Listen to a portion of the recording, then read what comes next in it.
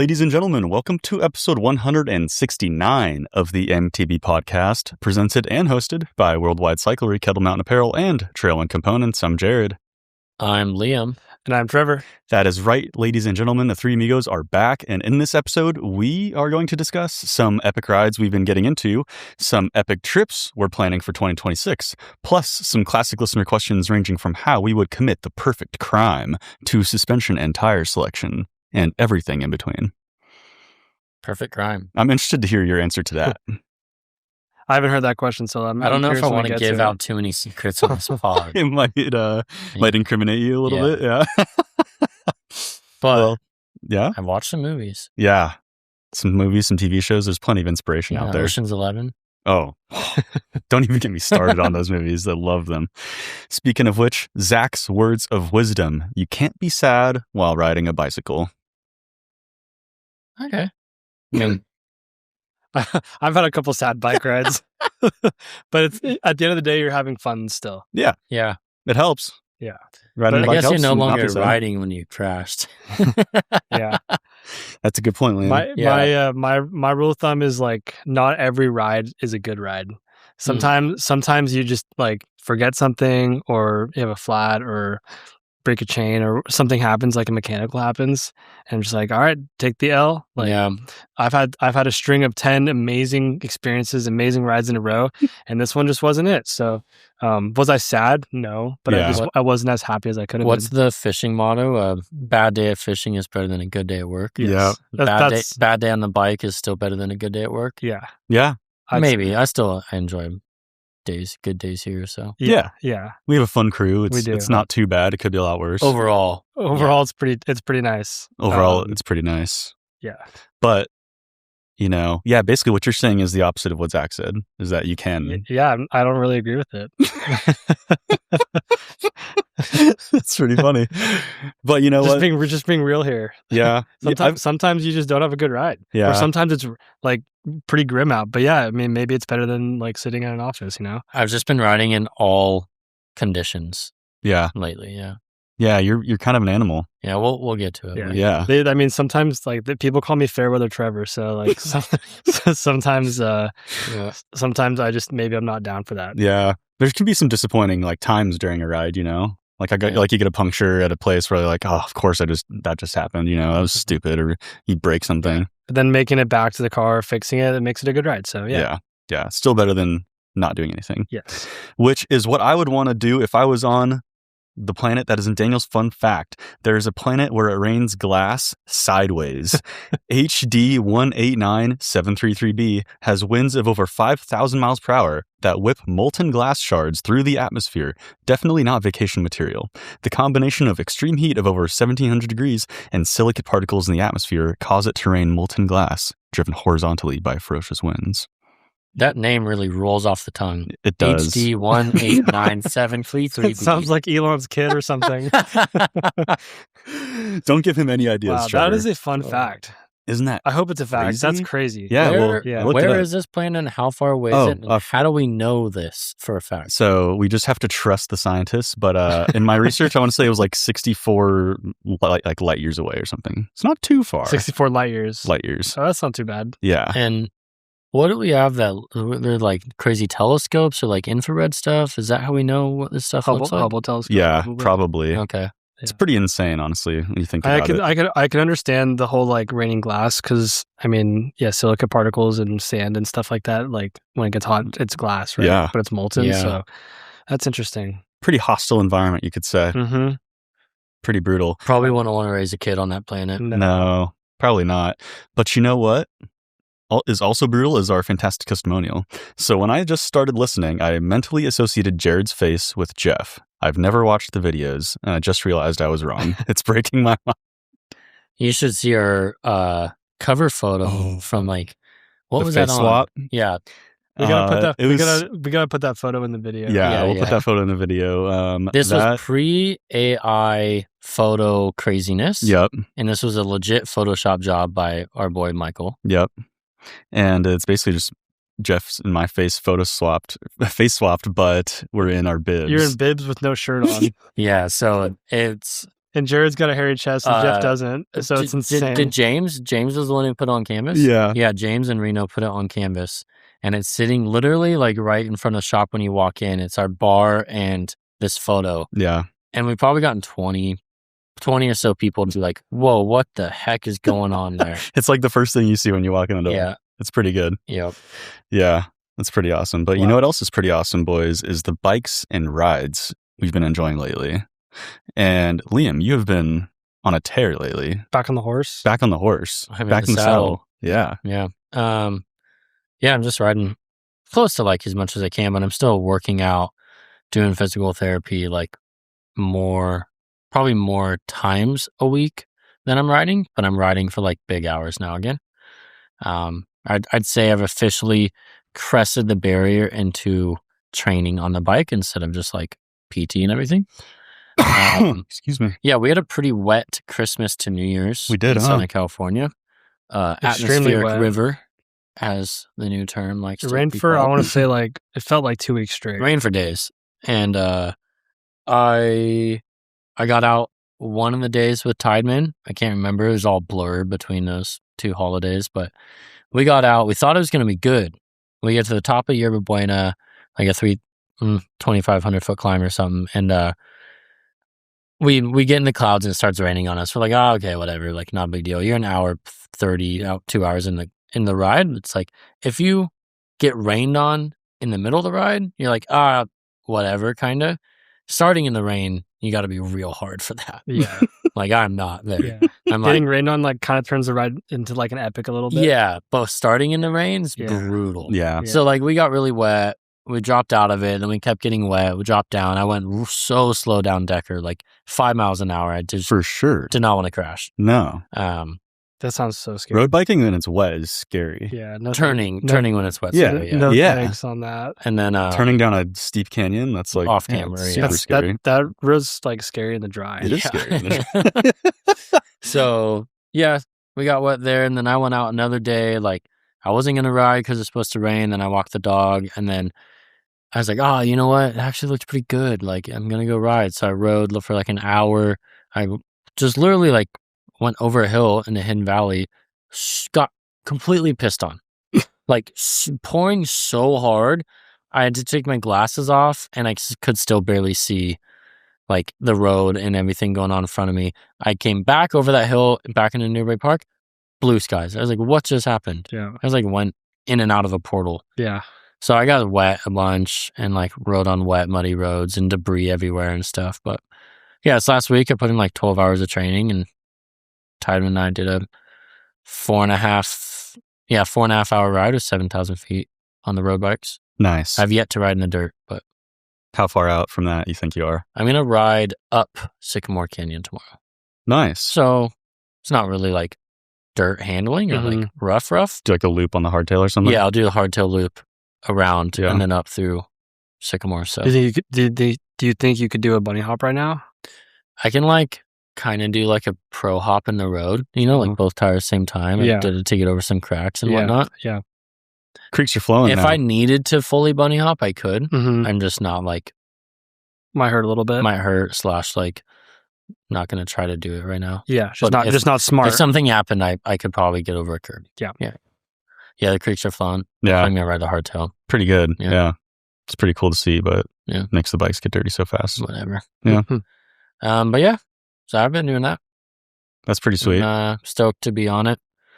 Goal is to do the second LA Tourist race in basically like a week and a half. Oh, wow. Yeah. Dang. And then Dang. Cobbler in 3 weeks or something like that. Is that Wow. a tourist race? Is that going to be a gravel thing? Mm-hmm. Okay. Mm-hmm. Those are huge. They vary. Okay. Yeah. Like What's this one you're doing? they don't announce the checkpoints until like 48 hours before or something like that. Oh. And then you map out your own route. Oh. The rides are they're a bit nuts, And like but they're cool though. like there's hike a bike, sometimes there's crazy stuff. I think there's been some that are like 11,000 feet of climbing, Yeah. and some that are like, I think the first one this year is like pretty mellow and like, 40 or 50 miles, like 5 or 6K. That's like- cool. So you're Nothing saying crazy. there's like stations you have to get to, but just kind of choose your own adventure to get to that So point? so they have checkpoints with books, and you have to go pull the page of what number plate you have Okay. on the book. Yeah. So Wow. they send out the checkpoints, and then you can map your own ride. So like, That's cool. I think everyone ends up going on a pretty similar route, but I'm sure there's some local knowledge that I even don't have and whatnot. I've never actually done one of these, so Oh. yeah. So this is different than the one you guys did. What was that called? It was by the Great same Descent, the same or- guys who put it on, or the Yeah. same guy who puts it on. But ours was the Great Descent. This is just like a standard LA tourist race. Okay. Yeah. But yeah, Mike at Let's Ride Cycle, he puts on all these events. Yeah. They're super cheap, community, focused and super fun, and like, yeah, just great to go. You could race if you want. Like, there's a couple of fast guys there, like Brendan and Brandon are, full rippers, and they usually like go 1, 2, or 3. And then like there's people just out there having a good time, and It's definitely like a enjoying it. super LA core thing Yeah. to do. Yeah. It's as core as it gets Yeah. to me. Yeah, and it's like pretty cool. it's like $45 or $50 for this. You get, you do the ride, and then there's like hot dogs and beer after. Nice. Great. Like, you don't get that anywhere. That's awesome. Yeah, super cool. I'll do those. Do rock cobbler. Wow. Nice. Get in the horse. Yeah. Just getting inside of it. How about you, Jared? What have you been up to? Are you in the horse? I'm in the horse, Liam. I've been trying to ride all the bikes lately, so that's my goal, is to not neglect one bike, and I feel like I'm doing pretty good at that.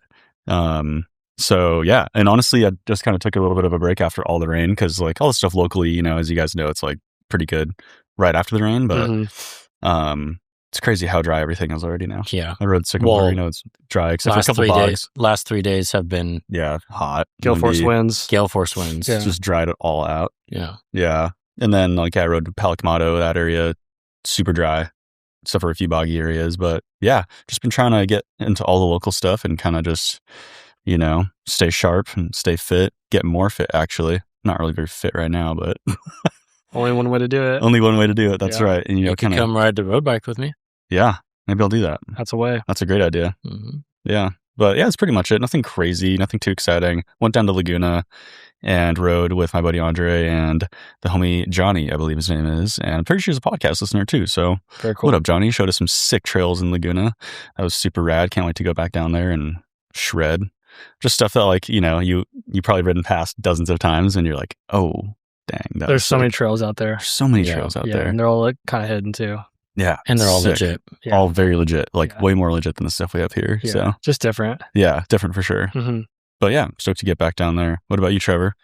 Well, I guess we'll talk about it, but I haven't really been riding in the past. I haven't ridden bikes in the past 3 weeks. One, because it's been raining the past 2 weeks, Yeah. and I got sick as well. But before that, it was on the winter solstice, which was on the 21st, Sunday, 21st of December. So shortest day of the year, shortest amount of daylight of the year. And the boys up in Santa Barbara put on a cool ride, or just put out a cool ride that they did last year as well, and thought I'd join it this year. So me and Ty went out with and Sophie as well, and then Liam came out to take some photos and just hang out and be a part of the crew for the day, which was cool. Sick.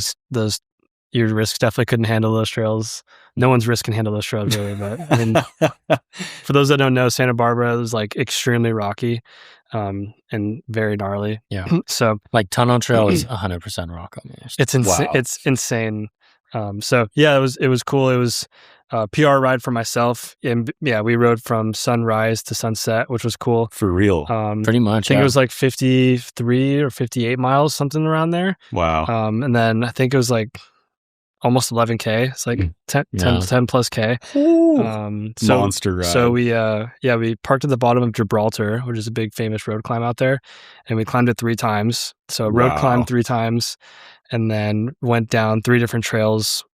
Each lap we went down a different trail. Started on Tunnel, which Liam just said is just like super rocky, not very steep, but steep enough to carry some speed, and it's just rocks on tops of rocks on tops of rocks, and you kind of have to just like plow and be committed to lines, and it's pretty gnarly. All on the Druid, right? Yeah, I rode the Druid, Trail One wheels, and it was great. Yeah. Solid. Cast tires? Cast out there? tires. Mm-hmm. Yeah. How do you like those so far? Good. I mean, Yeah. that was the test Yeah. for anything. And what was crazy is during the whole day, the only mechanical that anyone had was Will, the guy who actually put on the ride. He broke a wheel on Tunnel. Oh, wow. which is expected. Carbon wheel. I don't know which wheel it was, but he broke it regardless. No flats other than that. No wheels broken. No like major crashes or injuries or anything like that. So that's a success. Yeah. out there. Probably 20 people started. Yeah. Really? Yeah. Or probably more than Maybe that. more. Probably 30 people started. Maybe like 20 or 15 or 20 of us finished the whole thing. Dang. Now, a lot of people bailed each lap. So Yeah. which is understandable. I mean, for sure understandable. Yeah. That's a huge ride. One lap up there is like a normal ride. Yeah. And you're Yeah. doing it 3 times. That's crazy. So one lap's about like 3,300 feet, something like that. Yeah. So it's a big old road climb. Not too hard of a road climb. Yeah. There's only one like steep section. The rest of it's pretty mellow, but it just takes a while. So it's a great road bike climb.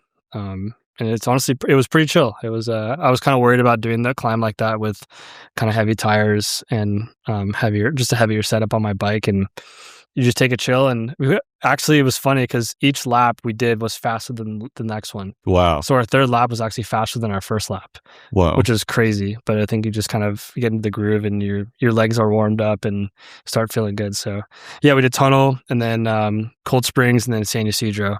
And they were, all pretty gnarly. I think it was San Ysidro. It was like extremely rocky. Yeah. Rockier than... It's flatter than Tunnel. Yeah. And top. Honestly, that trail was savage. You have to pump a lot or what? You have to pump a lot and you're just in a rock garden the whole time. You're like almost about to go over the bars because it's not that steep. Yeah, it's like... It's so physical and it's really hard to carry speed. I think the Druid is a great bike for that. For sure. I think a Dreadnought would be even better. Just a high pivot kind of growing bike would be sweet. Wow. I loved riding the place where I felt the Deviate Highlander. Yes. Highlander, I think. Claymore? No. Highlander? Oh, Maybe you I rode a Claymore up there. Maybe I rode them both. Yeah. But that's where I was like, oh, I like high pivots here. Yeah. High pivots. And then also like, I understand why a lot of guys in Santa Barbara run coil shocks. Mm-hmm. There's not a ton of impacts and you want it to be super supple and you want the tire to kind of get out of the way. And that's super good for Santa Barbara trails. Wow. I went up there, took photos on every trail. So I just like did a trail run down the trail, like a mile or two, took photos and then ran back up. Oh, sick. And then met him on the next one. Yeah. And Tideman's going to finish a write up on it. Okay, so cool. I'll try to, once this podcast live, I'll try to have it on the Trail One website. Yeah. We'll throw a link in the show notes. It was a cool day. Tideman's buddies with Riley Amos, who's like Trek Factory XC guy. He's the top placed USA Olympian of all time. There you go. Mm-hmm. Wow. The only one to ever crack the top 10, I believe, for the Olympics. That's right. He did do well at the Olympics this year. That's cool. Huh. Yeah. So Tideman's buddies with him through like college and stuff and riding bikes and racing and stuff. So Riley was out there training and he joined us for a lap. He joined us on the lap up and then he went down Cold Springs with us, which was great because I wouldn't have recommended him to go down the other trails on his XC bike. But he went down Cold Springs, which is a more mellow trail. It's like mainly just single track. But it's still not mellow. It's still rough. The middle's gnarly. Still rough and really fast. It's honestly great trails. What was the highlight trail for you? Honestly, that trail. Really, Cold Springs, Cold Springs was Springs sweet. my favorite. It was in really good shape. I don't know if the Sage guys did work on that or what, but the Sage guys, they kill it. So the trail was wide, benched. You're pretty much on a cliff edge, and it's a bench cut trail the whole way. So it's just a ton of work, and it's constantly falling away. Wow! And that was pretty sweet. And then Riley joining us was cool. A lot of the guys in the ride were pretty stoked about that. Yeah. Riley also was on a Super Caliber, so not even like their top fuel, like their 80 mil travel bike. Super XC. Yeah. 80 mil travel with XC tires, full Lycra XC shoes. Oh my God. Keeping it mid pack with trail bikes and enduro bikes. It was cool. No, he was ripping. And as he should. He's like top guy. But that is gnarly. It was funny. We were climbing and we were kind of comparing him on his bike compared to me on my bike. It just like couldn't be more different. Just his bike was super small, super low, and my bike's long and tall, and it's just kind of a funny. And like heavy tires, and he's got the lightest of the light, and so geez. Yeah, that was cool. Yeah, again, PR ride. Sophie did a PR ride that day as well. She wasn't even supposed to be on the ride. Yeah, she was going to fly to Florida, but her flight got canceled, so she joined, did the whole thing. Our other buddy Jorge did the same thing. I think that was a PR ride for him as well. Yeah. I'd imagine so. Yeah, he was also on a Druid, and it was just pretty sweet. Like starting in the kind of marine layer, and then climbing above the clouds, and you kind of could see all the peaks of the mountains and the Catalina Islands. And That's so epic. I don't know, it was just awesome. So kind of honestly one of the highlight rides of my life, I would say. Like, it's just a cool ride to do. Sick. And I haven't ridden bikes since then. I've been sick and it's been raining. So, but you've ridden dirt bikes. I've been riding dirt bikes. It's been raining. So that's still legit. It's still legit. Yeah. I was gonna say, talking about getting rained on. The past couple rides we've done in dirt biking in the desert, we've gotten rained on as we're packing up. Oh yeah. So we're like, we finish, get back to camp, and then we're loading the dirt bikes up, getting changed, and you just get dumped on and just get soaked. I think that's why I got sick, honestly. Yeah, probably. So yeah, that's what I've been up to. That's sick. It's been good. Oh man, that really makes me want to go up Santa Barbara and ride bikes.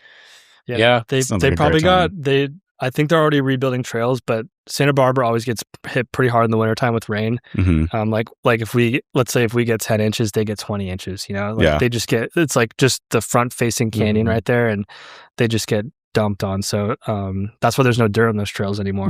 And it's all rock. 'Cause the dirt's all in the ocean now, I guess. It's all been eroded down. It's Yeah. all been flooded. So Yeah. it's a cool spot though. Sick. Mhm. It's really underrated, I think, for riding, because like you have, I think the peak up there is like over 4,000 feet, and you drop down to like 900 feet, Yeah. Yeah, it's like You know from what I mean? sea So, to like- from sea to sky kind Yeah, of for pretty much. California. It's so sick. Mhm. and like straight long poles. You know, KOMs on those trails are like 18 minutes type of deal. That's crazy. Huge mountain, and then there's also some really great backcountry riding there Mhm. as well, where you kind of just feel like you're way in the middle of nowhere, but you're 15 minutes from town. So Yeah. pretty sweet area. There's a reason why it's like one of the nicest places in the world, I would say. Yeah. Just to even like live. Yeah. Oh, I love Santa Barbara. It's beautiful out there. Yeah.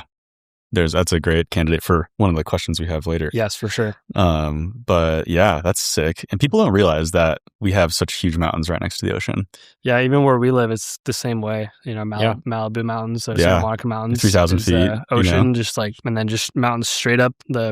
All the road climbs are pretty savage too, and some great road riding as well. But great mountain biking in there, and it's pretty cool. Yeah, no one really thinks about that, but No. yeah, it's cool. But before we go, how about we take a quick break and get a word from our sponsor? So we are going Yeah. away. We'll be right back. For a little. BRB. And now, a word from our sponsor.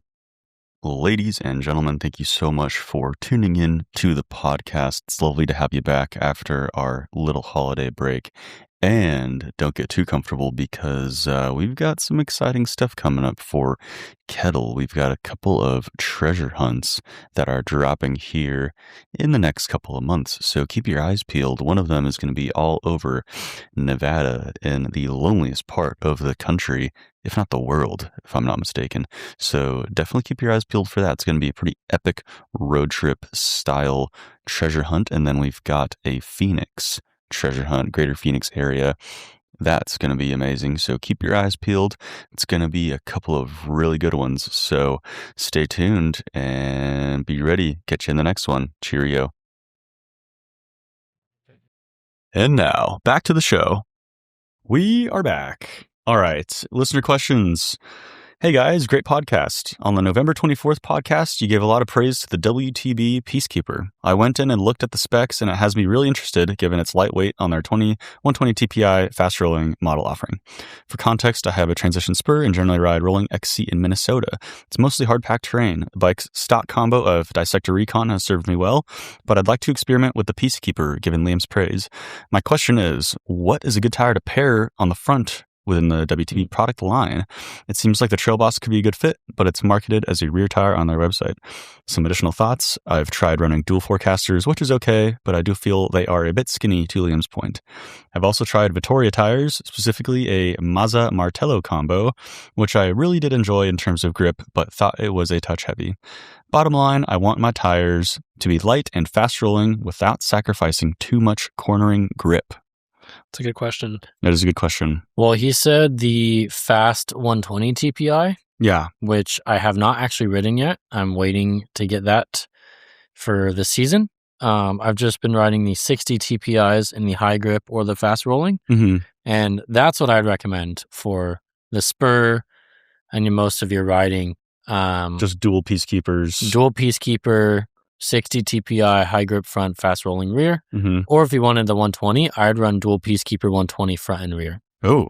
Yeah. Fast rolling compound and both. On both, yeah. I think that's all they offer right now. Yeah. I think a trail boss in the front like wouldn't be the worst thing ever if he's like doing some aggressive stuff. Yeah, but you wouldn't want to pair that with a 120 out back. That was going to be my next thing. You want to pair that with a 60 TP out back. Mm-hmm. And the Peacekeeper casing runs a little bit bigger than the Trail Boss too. The Trail Boss is so much like a forecaster. Yeah. True. Yeah. Square. Yeah. It's very, very simple. Yeah. So I personally would do that. Peacekeeper front and rear, or 120 TPI Peacekeeper front with a macro 120 rear. Ooh. That's going to be my XC bike daily combo when I get my XC bike built up soon. Yeah, that sounds like a good combo. That's like Look that up. kind of like a Macro's almost like an icon, right? Yeah, it's going to be like, you know. Oh yeah. It's almost like a that'll be fast and light Recon Aspen combo or something like that. Yeah. But from WTB, it's going to be really fast, really light. I like that. But yeah, dual Peacekeeper is so sick. I'm building up a Rascal right now, and that's going to get dual Peacekeepers right now. I'm going to underbuild that bike a little bit for when I get back in the dirt. I too want to try the dual Peacekeeper combo or the Peacekeeper macro. That sounds like a great combo too. Yeah, Peacekeeper macros with 120s definitely like, you know, in the XC realm. Yeah. Where dual Peacekeeper 60 TPIs like XC plus light trail. Yeah. Yeah. Nice. Or going away, he said Vittoria, the Sarah is what I'd recommend. Front rear. Sarah, what about the Barzo? The Barzo's a little bit too round for me, I thought. The Sarah had more bite and was more trusting on the front. I raced Sarah Mezcal at Downeyville. Sarah front, Mezcal rear. Nice. But I think dual Sarah's is sick as well. Nice. I think that was a great answer to this guy's question. Yeah. That was perfect. Yeah. What do you think, Trevor? Would you do the same thing? Yeah. I mean, I would do dual Peacekeepers. I do like prefer. I'm not trying to like go crazy fast in racing and stuff, so I wouldn't be opposed to putting a Trail Boss in the front if I was going to the WTB line, just because I do like relying on the grip of the front tire and then having the rear tire kind of skate away if it needs to, but more just roll fast. I've always run that setup as like a downcountry setup, and I love it. So I'm always a big fan of having like the grippiest front tire possible, even if it means like a little bit slower rolling. But it is very satisfying to have two fast rolling tires. So I wouldn't be opposed to putting dual Peacekeepers at all. For sure. Yeah. What about 2.3 Vigilante? Is that overkill? They don't make that anymore. Oh. Yeah, no. What? 2.3 Vigi was one of my all-time favorite tires. That was a sick tire. Yeah. I didn't know that was a thing. That sounds like a cool tire. It is like old school. Yeah, right? Before downcountry was kind of a thing. Yeah. Yeah. Like me and Troyden only ran those tires, and it was sick because all I had to buy was like 3 tires. Yeah. I bought tough casing, high grip for everything on like a big bike, and then light casing, high grip on the front, light casing tough, or light casing fast rolling for the back of like a downcountry bike. Yeah. And like that was it. And then like Trail Boss 225. Yeah. And that's like, why you're on an SB100. I think I raced one of those at Downeyville. I had it on SB100. I had it on a Mondraker. Nice. Yeah. I like WTB, and I kind of respect them a little bit because their designs are not super typical. They're a little bit different than everybody else, but they're so good. For sure. And they're kind of just, go against the norm a little bit. Like everything's kind of looking like an ASA guy now, and everything's kind of looking like a DHF, and everyone's kind of copying the Maxxis trend a little bit, but WTB is like in their own lane for everything, I feel like. For sure. Their line is easy to understand. Yeah. I love that about it. Tough casing or light casing. Yeah. Says it all. High grip or fast rolling says it all. They figured it out in that regard. You can mix and match those on some tires, some you can't, but like it's easy to understand. Keep it simple. No acronyms and weird things that you don't really follow and everything. Racing, performance, gum X, 3C, or just like random grips. Names. Yeah. Like it's hard to follow that stuff. For sure. We're all so deep into this, and it's still hard to follow it sometimes. Like the Continental one, you need like you need like a map, like a legend to decipher it. They have a No, what looks like a periodic periodic table table. on the side to of their decipher tire box. the tire casing Yeah, grit, and it's like, a bit, come on, it's a bit dude. ridiculous. Like, Yeah. Yeah, and then it's like it just explains to me in English words yeah. instead of like logos. You know, like I have to look at the Continental thing for like a minute to be like, okay, that's the trail, and Yeah. that's one of them looks like a molecule, one of them's a periodic table, and I'm not sure what that corresponds to all the time. You know, and you got to realize, like, probably everybody, if we're thinking this, like, everybody's got to think They this. just You have- know, no one has any idea. there's nobody who goes up to a Continental Tire and goes, "Oh yeah, that's the trail grip," and you know, there's nobody. No. maybe the product guy who works there. I doubt it. That's funny. Oh, that's funny. What's also funny is This this crazy next question. Crazy Yeah. question. What is it, Trevor? How would you pull off a perfect crime? That is a great You know, question. I want to say it's in this era with phones and technology and all this craziness going on. Mm-hmm. It's harder to pull off a crime. Yeah, You know, yeah. that's true. You know, like in I'm just gonna say the 80s, you could do kind of whatever you wanted to, and as long as no one saw you Yeah, doing it, you could probably get away with it. you had no Yeah. GPS tracker on So, you. It's like even like I'm a very like I'm not trying to do crimes or anything like that. None Just of us for- are. yeah, as a forewarning. We're But, like, so like I'm imagining like let's say like someone's trying to steal a bike, right? It would be very dumb to steal a bike in today's day and age because of AirTags. yeah, You know, like the possibility of someone having an AirTag on their super expensive bike. I see customers with AirTags on their bikes all the time, yeah, and you can hide them in bikes now. And like, how is a random thief going to know that? I mean, thieves are going to be stupid and not think about stuff like that, but yeah, chances of you stealing something and having it being tracked to wherever you are yeah. is very high. I'm just gonna say, you know, I'm not gonna tell you when I pull off the perfect crime, but you'll know because there'll be way too many Toyotas in my driveway. Well, you guys, you see, I've been watching the show called Almost Got Away with It. Oh, Wait, And have I watched that? I think it's on Hulu or something, but I've seen there's a common theme with the people who very, very almost got away with it. Like they were pretty much, they had gotten away with it, but then they like slipped up, you know, Okay. they did something stupid, like they committed another crime and then they got caught. Mm. And the one thing they all did that almost they got away with was they changed their identity somehow. And one guy would, he would assume the identities of homeless people that's pretty smart. because they're very little, like they're very, they're not in the system, right? Yeah, Like, yeah. you could easily assume somebody's identity, and like you just got to hope they're not a criminal too, right? Mm-hmm. Or somebody who like an older person or something like Mhm. that. So they changed their identity to that person. they would assume that identity. Yeah. Yeah. And there's like this one guy who was crazy. It was insane. He basically just like walked up to like DMV in like another country and just said he was somebody else. And they're like, okay. It's boom, ID, new name, done. Wow. Yeah. So if you're going to do it, that's how you do it. Okay. Yeah. Yeah. That's a good plan. Yeah. It doesn't matter what you do, but Just prey on the homeless. Or yeah, just assume somebody else's less identity. homed. What do they Yeah. call 'em? Or you gotta, I mean, Houseless. yeah. Unhoused. Unhoused. Yeah. Yeah. I don't know. I think the Louvre in Paris got robbed Yeah. a couple weeks ago. And those guys just assumed the They identity of the construction workers. Or They something. stole the Fabergé eggs. Yeah. Which It's like, was like from Ocean's 11, yeah. where they did that, right? Something like that. Where they Yeah. went through the lasers and stuff. But Yeah. these guys just broke in. It was and right- just like no one had any clue what was going on, and they just did it and looked like they were fixing a window. Yeah, And didn't they use like a cherry picker or I something? mean, I have I said, think they got caught though. yeah, they did. Did they? The Louvre Uh, thieves? They got caught. But it was right before Halloween because people were dressing up as Oh, them that's as Halloween. They were. So it was like a couple months ago.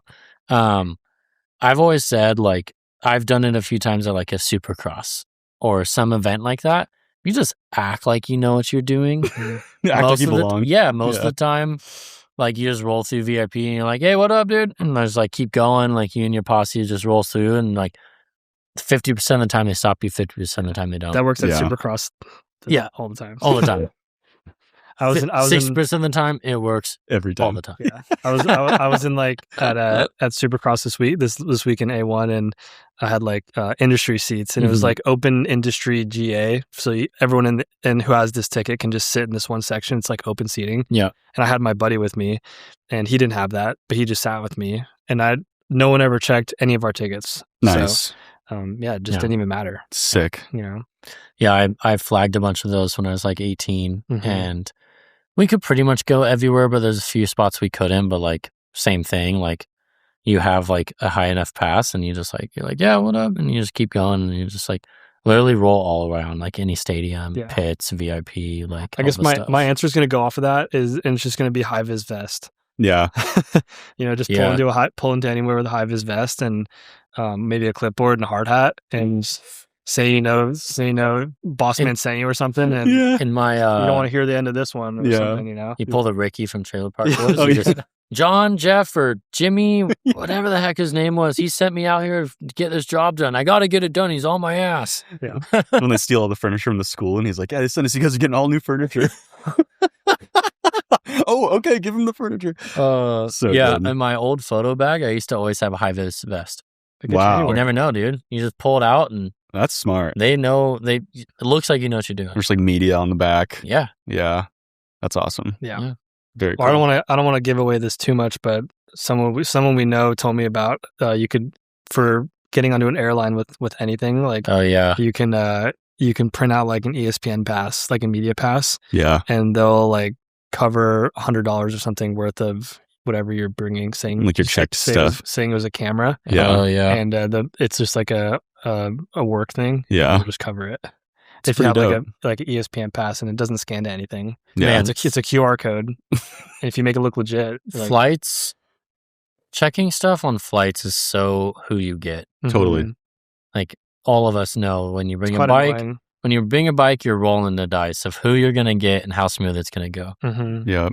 Yep. Pretty much.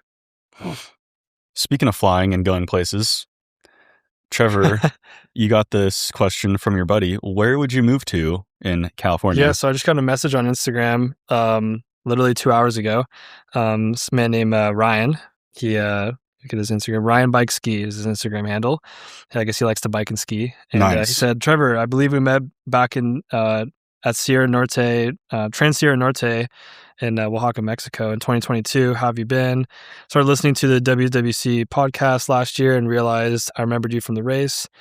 Anyway, I wanted to reach out because I currently live in Colorado, but I'm reluctant to move.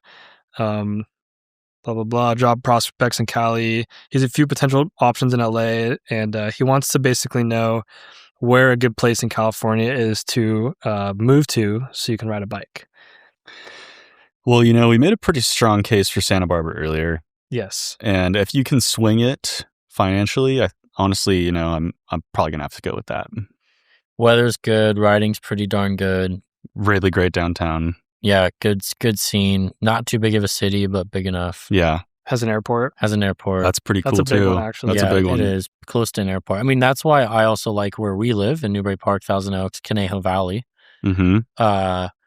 We got pretty good riding around here.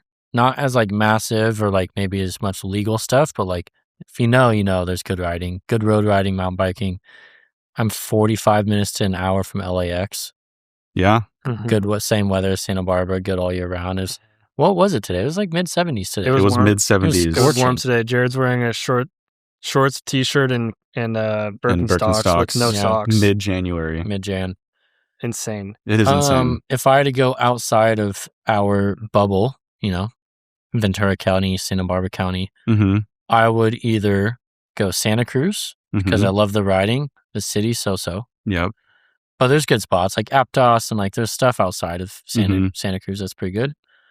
Or never lived there, but I've done a bunch of riding and all kinds of stuff. Auburn area. Mm-hmm. Just the access to the Sierras is so good. Mm-hmm. You're close enough to Sacramento for same thing in airport, big city, or job or whatever. You could ride year-round. You can ride close to year round, if not year round. Mm-hmm. Might be a little wet in the winters, but Because you I'm can pretty ride. sure the Reno guys go there to ride in the wintertime. Yeah, they go over the pass and ride lower at Auburn. Mm-hmm.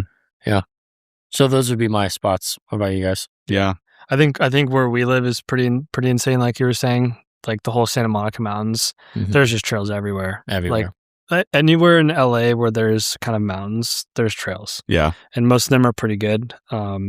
They're so on if they're running on a certain time of the year or not. But yeah, there's trails everywhere. So where we live is pretty cool. I wouldn't necessarily recommend living in the valley, the San Fernando Valley. Oh, I would live in Thousand Oaks instead. yeah. Trev lives on the I live in the valley. farthest edge, though. Like, you're barely in the valley. I'm barely in the valley, but it's still the valley. Like, literally one exit in the valley. Yeah. The Valley Circle is what it's called. Yeah. Which is pretty funny. So yeah, there's pretty good. I think I have to copy Liam, honestly. Auburn's pretty sick. I've got a couple buddies that live up in Auburn, and they used to race enduro and downhill, and they I've got to visit them a couple times, and Auburn's pretty sick. I've heard people say it's like the endurance capital of the world. Tons of trail running out there and stuff. That's There's cool. also like sick mountain bike trails. River rafting too. And yeah, you're like an hour from Tahoe. Yeah. Which is insane. I love riding in Tahoe, and there's just endless riding there. Yeah. Close to Reno too, close to Truckee, Downeyville. You're just like close to the Sierras in general. So there's so much stuff in the Sierras to just explore. It's honestly overwhelming. So I would pick Auburn as well. I think it's a pretty cool place, actually. Yeah. It really depends on the kind of vibe you want, right? You can get mountains, you can get beach if you want, you get city. I'm also going to say Laguna would be sick. Laguna would be sick. Yeah. If you can afford it. If you can afford it. And Orange County is a pretty nice place to live. Yeah. If you don't mind the density, it could get crazy with the tourists and stuff. Also, North County, San Diego is pretty sick. Yeah. You know, like, was it like Oceanside? And There's not a lot of riding there. Not a lot of riding. You're going to have to go inland. A lot of really fast and talented mountain bikers come from San Diego, but they don't have any big hills in San Diego. No. Yeah, you got to go inland. And you definitely have to drive to get to trails. Like, you might have one little zone to you, but you're not like linking a bunch of stuff. True. Yeah. One of my old roommates was so stoked on mountain biking here, and he moved down to San Diego, and he rides still, but not as much as he wants to. Yeah. Because he's like, there's not a ton of trails, and he gets kind of burnt out and doing the same thing. And again, there's not like something awesome about doing a huge ride. Yeah. And you can't really From the door. Yeah. Big mountain climb. You can't really do that there. So, but the weather is insane. Yeah. If you like to do other things like surf or, yes, other stuff like that. Be in San Diego. Yeah. It's just a nice place. It's a nice vibe there. I do like to visit San Diego. It's Yeah. a good time. San Diego. Well. So how about this next question? Liam, you want to read that one? Yeah, from Instagram. Is this Oh different? no, that's from the okay. other question. All right. First off, thanks for the podcast and for taking listener questions. I've been digging into anti-pedal kickback devices, O-chain, and the like. I'm curious on what your take is and how effectively they actually are. Worth the money or snake oil? I do race enduros when they are close to me.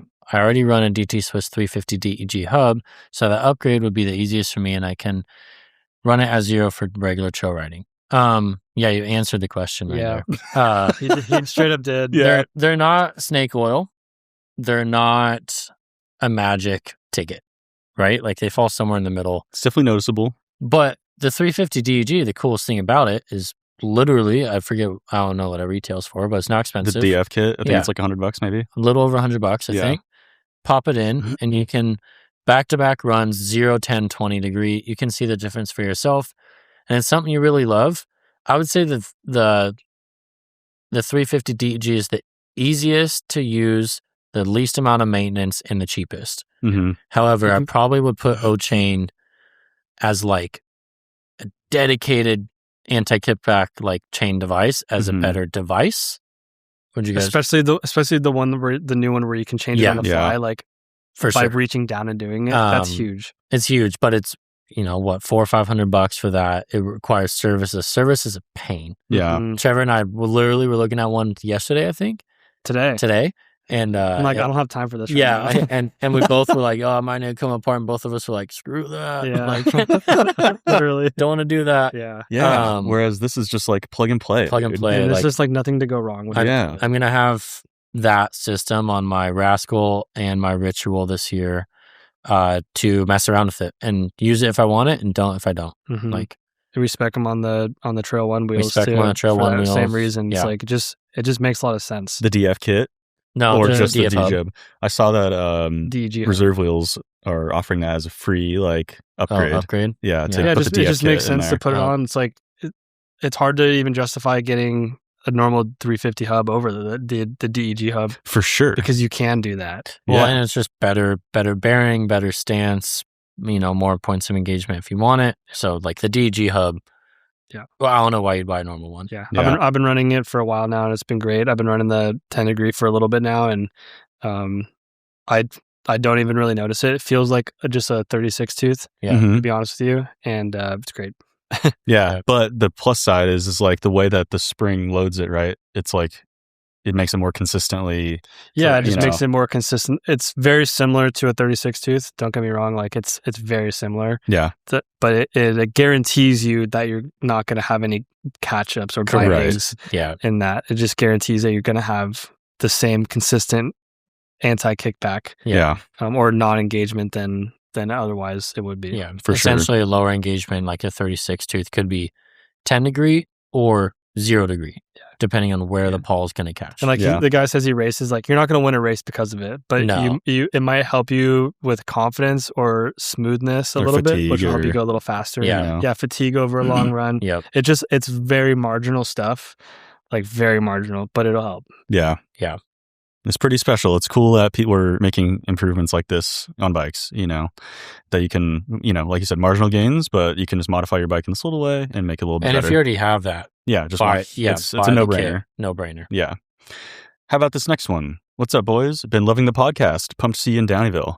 My question is, my wife rides a 2023 Rocky Mountain Altitude, 160, 170, I think, on all our trails, which range from XC to Enduro. She loves the long travel, but has pretty slow rolling tires.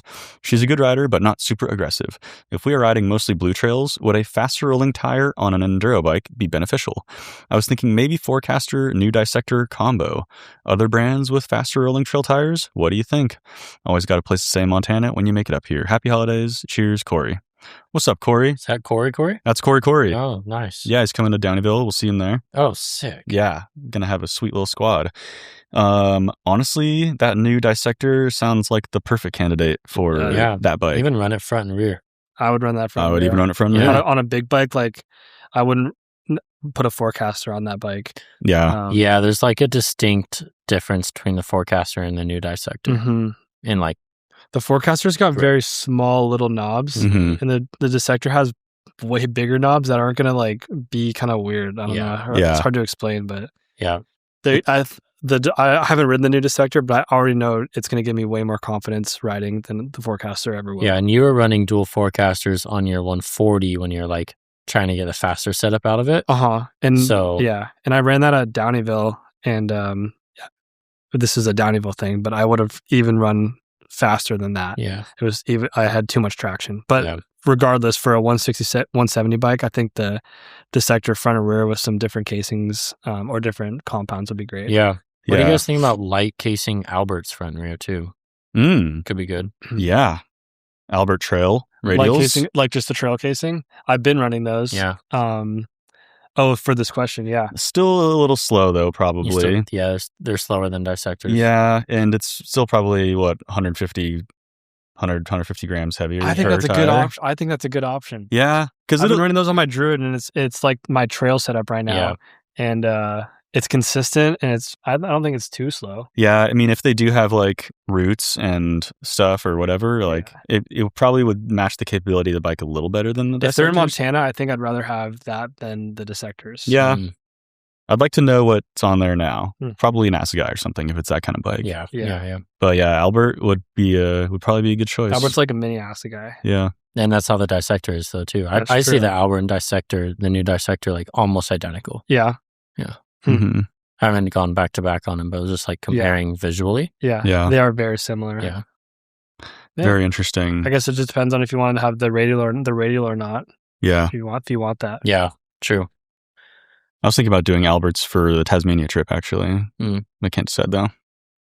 We'll see. Trail You have some- front, you have some rear, time. gravity rear, trail front, maybe. Honestly, you could just probably do trail front and rear. Probably, but some of those trails were really rocky. They were rocky, but like they weren't like sharp edge rocky. Yeah. They're all like hard bottom out rocky because You wouldn't want a Magic Mary for the front?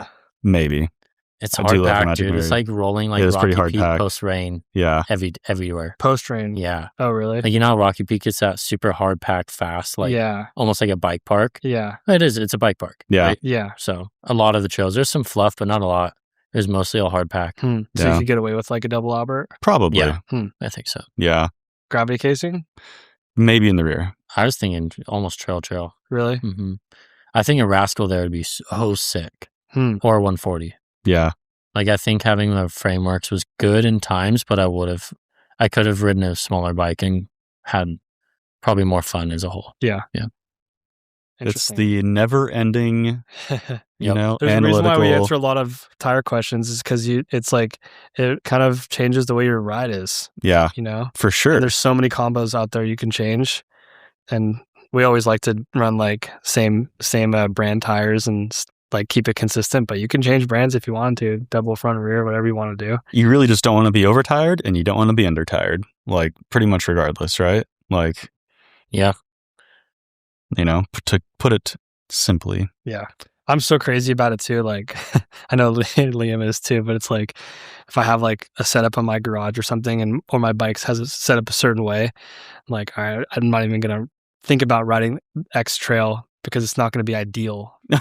Yeah. You know, it's like, it's a problem. You got to be fully optimized. It's like, it's not optimized. I'm not going to have the best time possible. Yeah. Like, it could be better if I just put different tires on. I'm not even going to ride. Not even going to do it. Legitimate risk though of like, not enough tire, you're going to crash, you're going to get hurt, you're going to break your crap out of your wrist, or you're going to puncture or break a wheel. Yeah. Or puncture, and like you said, you could have a sad ride from a puncture.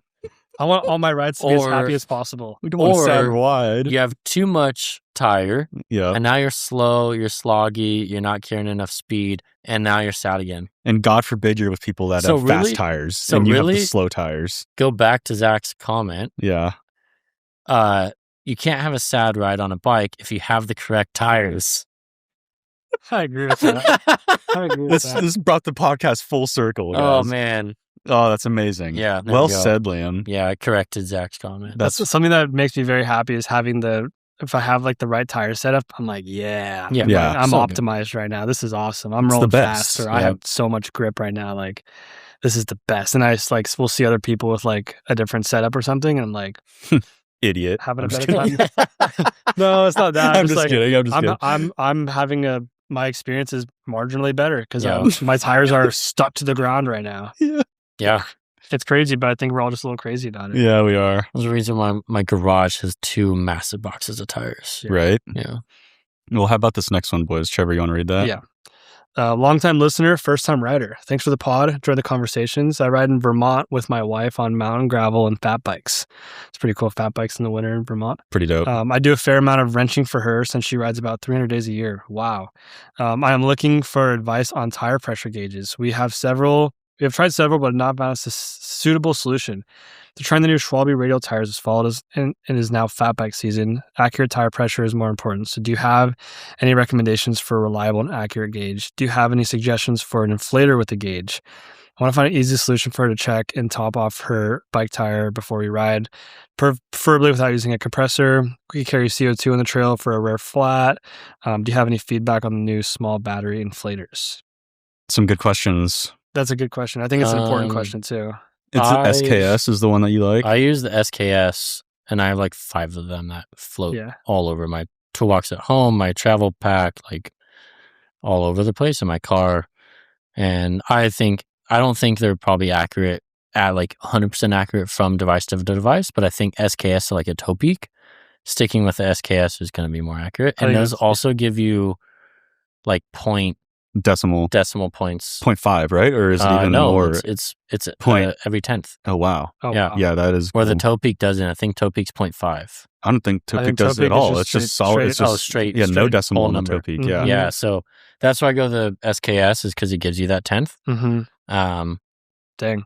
Yeah. I use a toe peak, and that's just I've always used it, and that just is what it is. That's all. Yeah. That's my only reason, and I keep a tire gauge in my helmet so that I never forget.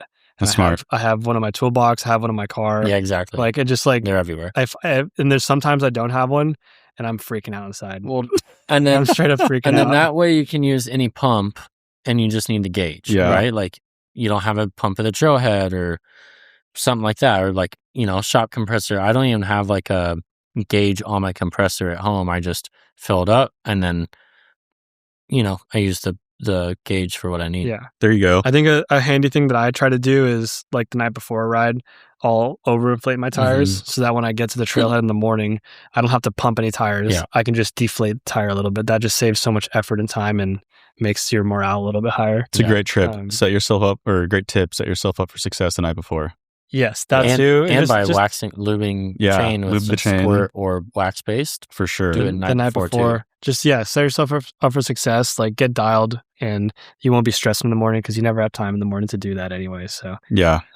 Yeah. And the small battery inflators, I've only used the Silca ones. It's probably nice. Silca is like pretty dialed. And then that's all I've used. Probably kind of pricey. Aren't they like Yeah, they're probably, $20-$30 more than like a name brand one, and probably double the price of like a straight Alibaba or like Amazon one. Yeah. But yeah, I think you get what you pay for. Using a tire gauge checker or gauges can't be understated. Yeah. Like, I feel like I've been doing this for a while, and I still don't trust my hand pump or my tire pump. Oh yeah, that thing lives in the back of my truck. But anyway, so there's no way the thing's accurate.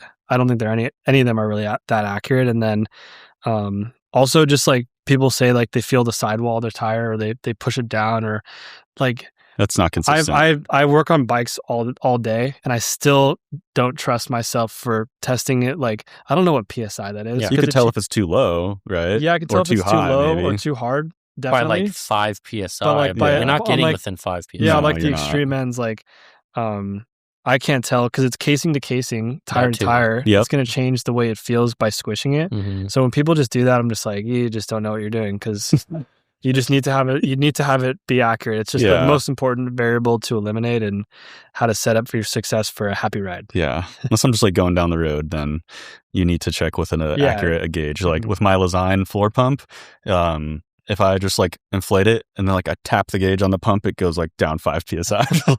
Okay, so I can't trust that at all. Yeah. I wonder like there's some pumps that have a digital reading on it. I wonder how accurate that is. Oh, yeah. Lezyne had them for a while. They just this was early on when they first started making them, and they're finicky for sure. Yeah. Like the seals. It'd be a good thing to test actually to see like, get like a pencil gauge or something or an analog gauge. Yeah. And test it to the different things. It'd be hard to test because every time you lose PSI though. Yeah, true. That is true. I was just thinking it would be very interesting to like compare both gauges, like the Toe Peak and the SKS. But you're right, it would lose air unless you do it like super quick. But even then, it'd be hard to even if it's within like 1 PSI. Like hard to make that consistent. Yeah, it would be. But that would be a good test. Mm-hmm. Yeah. What do you guys say? We have time for one more question here. This next one, number 5? Yeah. Or should we skip that because that one is massive? Let's see. Yeah, let's go to number 6. Yeah, let's go number 6. Yeah. Recently got an MRP damper for my Yari to get more custom and avoid charger maintenance approach. I love it so much. Are there any other boutique component part replacement you all recommend for value or nerdery? I tried the MRP damper on my Pike and I liked it. Is nice. This the damper or is it the little volume adjuster? It's just the damper. Okay. Yeah. Huh. That's pretty cool. Yeah, so they had a drop-in replacement. It's really great for like a Yari, or what's the other one? A Judy? No, there's the Pike equivalent, or yeah, there's a Yari and a Lyric or something like that. Anyways, I'm forgetting. Trying to focus on starts with a D. Anyways, Domain. Yeah. Oh, Domain. They're great for those, right? Because it elevates it better than that damper came with. Yeah, but it's not like premium, or I should say RockShox's top line. It puts it near equal to that. Other boutique components. I will say, as far as like the RockShox stuff goes, like the Select Plus option for RockShox is insane value. Yeah, it's pretty cheap, and I'm pretty sure all you lose is buttercups, and I don't know how much you can tell buttercups anyway. So like the Charger 3.1 damper is like pretty legit, solid. Well, this isn't boutique either, but the SRAM Maven base brakes, so dialed for the price, so good. Yeah, it's hard. Yeah, for boutique and value is hard. because a lot of time the boutique stuff is not a budget value thing. It's valuable, but Yeah. Talk about marginal gains. I've heard the bike yoke shifty is kind of a cool little thing to add to your derailleur pulley. It just kind of has a nicer feedback to it. Mm-hmm. James and Reno put one on his Eagle 90 derailleur. Yeah, I should put that on my Eagle 90 derailleur. Yeah, I think I'll do it too. I'm a big fan of keeping stuff stock. You know? Yeah. I just love it. Stuff is so good right now. Yeah. There's nothing that I like to do that's like out in the weeds. It's tough. Bike parts have gotten to the point that you don't really need to search for those solutions as much anymore. For sure. But I will say, I think both of you guys can attest to how well this worked. It takes apart his value aspect. That's what I mean. It's hard to... But it is damn sick. The Ceramic Speed oversized pulley wheel setup that I put on my Eagle 90 derailleur. Yeah. Because remember, I was like, dude, this feels so draggy. And I was like, we're dragging it. And I'm like, literally checking every component. I'm like, it has to be these pulley wheels. Everything feels buttery. Replace bearings. I have a Ceramic Speed bottom bracket. I put on the Ceramic Speed pulley kit, and it's like gliding on ice. It took away... It's pretty insane. I don't know. It probably took away multiple watts from that. Like, I think it saves like 2 to 5 watts or something like that from a XX1 derailleur. It probably saved 5 to 10 from this Eagle 90 derailleur. From yours for sure. Yeah, like a lot. Were those pulley wheels metal, or were they on the 90 or the Ceramic Speed carbon ones? No, they're I think they're polyurethane. I think that's a good thing, because I used to run Kogel bearings, Kogel pulley wheels on a team I was on, and they're metal. Like, we were sponsored by them, and they're metal, and sure, they're like will last a long time, but they're loud. They're loud. Yeah, they're loud. I do think they are efficient, but they're loud. Yeah. So it was like the trade off wasn't really worth it, because it made the drivetrain louder and just in all aspects. Yeah. So yeah. But no, the Ceramic Speed ones they're a little pricey for sure, but I did the math. By getting the Eagle 90 derailleur and the oversized pulley wheel kit, my derailleur was about the same price as the XXSL, but lighter and more efficient. Wow. Yeah. I think something that can answer this question would be maybe like a coil conversion kit for a fork. I had that same thought too, like a smash pot. Yeah. If that's what you're after. Pot. I've installed one of those before for a customer's bike on like an e-bike, and he had a coil shock, and the fork felt awesome, honestly. It was like super supple, and I did that on my Zeb a while back, and I liked it. Yeah, Vorsprung used to be sick as a whole for that, and same thing, like they come out. Yeah, you tried that? Yeah, they came out with the product, and then RockShox was like, "Yep, that's a good solution. We're just gonna build it in now." Yeah, they have it on like the new boxers, huh? Like it's the prototype ones. It looks like something like that. Yeah, like it looks like a Vorsprung type deal. Yeah, it's like a tunable. Wonder if they work tunable cartridge or something that's gonna plug in the fork. It's interesting. Yeah, I don't know. I'll have to come back on like some of these boutique. But honestly, that was my first initial thought, was like, oh yeah, Vorsprung makes some great stuff.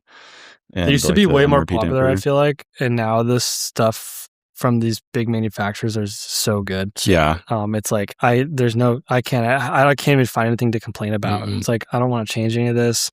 I don't want to change like shim stacks or tuning, or like, unless you're at the end of the range of something. No. Yeah, or if you're like a super light rider and you need like a custom tune or something. Yeah, this was years back, like Charger 2 days. I think I put the Push HS2 damper in. Yeah. And it's like you take apart the whole damper, and it's this upper, and it's like same thing, like shim stacks and all this stuff, but made a significant change to that bike back then. But like as soon as the Charger 3 came out, like fix that issue. Yeah. You can tune so much stuff now. Like, talk about volume spacers or negative volume spacers if you really wanted to like change something up. Yeah. That's a good one though. The Deluxe Linear XL air can. Oh, there you go. It's like a Magnank, but new. There you go. You can totally change the way the shock feels. Like completely different. Yeah. That's pretty sick. I feel like those coil conversions are dope, but like I feel like the coil forks are just so linear and like heavy. You're adding a pound. I don't love them. Like it'd be good for somewhere like Santa Barbara. Yeah. You know, where you want it to be just like soaking up everything. So supple. Like the coil forks do feel amazing. But let's say you're like jumping or like doing any trail where you're like going to flat, you're just gonna blow through the travel so hard, You do. and you Yeah. don't really want that from a fork. I don't think. No. I personally do not. No, I want to be able to like. Yeah. I like to do like a rear wheel land and then front wheel just goes boom, and just straight. So much force into that, and Yeah. you need like a progressive system to do. Yeah. It I might did suit some have- people's riding style. Yeah, I had like an overstroke smuggler back in the day, like an alloy one. Oh.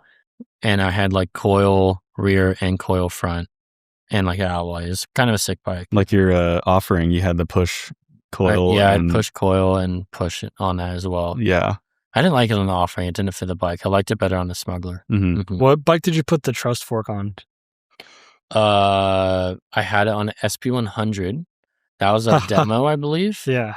And that bike got stolen. Mm. And then I rode for Trust for like a couple months there. Mhm. And I put it on a Mondriker Foxy. No, sorry. Mondriker F Podium. That's right. And it really matched Really? that bike well. Like the way that suspension worked. What travel was that considered? 130-ish. Okay, That was so the it was message. like a shorter travel Yeah, thing. down country. Did they have a bigger travel version? They of had that? the They message. did. Oh. No, the message was the short. Oh. And the what was big one big was like oh man. I was kind of out of the bike industry during that whole time. Yeah. Like I was riding. I not forgot really what the big one involved. was called. I never rode the big one. I only rode the short travel one, which was like 130-ish. And it paired well with that bike because it's kind of had this like weird stiff off the top feeling, but like it did work well. That would be a fork to Um, run at San Ysidro or Tunnel. Yes. Would be sick. Yes. Shout. The shout. Trust shout. That was the long travel one. Yeah. For like Yeah, enduro they're bikes. interesting. They definitely had some massive cons, but also some massive pros. Mm-hmm. Yeah. Talk about boutique. That's boutique. It was $2,000. very boutique. $2,000 for a trust fork. That was the Yeah. biggest thing, honestly. It You was know, like it's crazy. Is a new podium's $2,000. Yeah. You don't even get the fender. Yeah. Dude, I can't believe that. oh man, it is a sick fork, but man, that fender is just hideous. I don't know. I just can't believe it doesn't come with it. Yeah. I Same mean- thing. I think there's big pros and big cons. If it did come with it, That would you podium. put it on? I don't know. No, I wouldn't. You wouldn't. I wouldn't run that. No. I mean, honestly, I've been running my ASR without a fender since I built it, and like I love a fender. I don't miss it that much. Like in the you'll, mud too. You'll like, miss it when you need it. I guess exactly. you have been riding in the mud a little bit. a little bit, yeah. Yeah. That's fine. Plenty, yeah. I mean, I- like if you're going fast in the mud, though, yeah, stuff will fly up into Yeah. your face. I always run Rock Shocks, and every fork they make has a fender bolt Yeah. on now. It's so worth it for Yeah. have it on when you have new tires because that That stuff too, gets yeah. flung up For so sure, bad true. on like sandy trails and stuff. Mhm. It does bum me out that they don't make a bolt-on fender for the 34 Yeah, SL. what? Like there's the bolt holes. There's But threaded if bolt it holes looked there. like the podium fender, would you run it? I put a zip tie fender on there so fast. Oh yeah. Yeah, but I just don't get it because I don't know. I guess they don't have a way to mount the lower part, right? Yeah. Because like funny on the 'cause when I- 36, it goes to the far No, but- buttons.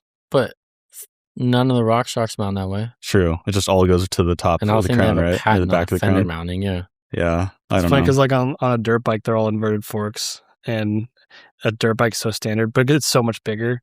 Yeah, But Yeah. like, it matches the aesthetic of and the it's, dirt bike it's also way heavy more. too. Like, And that podium fender looks worse than any dirt bike fender I've ever seen. that's what I mean. It's like so it just looks good on a dirt bike. Yeah. Yeah, Like, just It that- doesn't. It's not in the right spot on that fork though. That's the No. problem. Yeah. They're way lower on a moto and like yeah. It's also a dirt bike. It's Yeah. different thing, but yeah. same but I different. saw somebody who was like the only person in the comments who like was praising it. They're like, "Oh, this is gonna look so sick with my hand guards and my number plate," and I was like, I don't think they're praising it, Jared. Yeah, you don't think? It might be sarcasm. Yeah, with the number plate and handguard. Yeah, I don't know, dude. Totally. No, dude. Gosh, They're you just got trolled, dude. I guess so. That's sarcasm. He's saying it looks like a moto. Well, they tricked the moderator on the Fox account because they were like, "So glad you like it." They tricked you Then- too. They tricked me too. Sounds like he won. Yeah, well, they seem sincere in the comments, so I guess I'm just that gullible.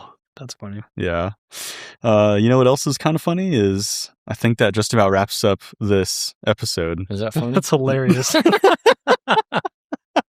Oh my god. And thank you guys so much for tuning in. We truly do appreciate it. First podcast of the year. Yeah, first one of the year. In a minute. Yeah, it's been about, a month or something like that? Yeah, we took a little hiatus. Had a little break for the holidays, and we're back now. So these are going to be rolling out more consistently. Back action. So yeah, thank you guys so much for tuning in. We truly do appreciate it. See you later. See ya. Love you.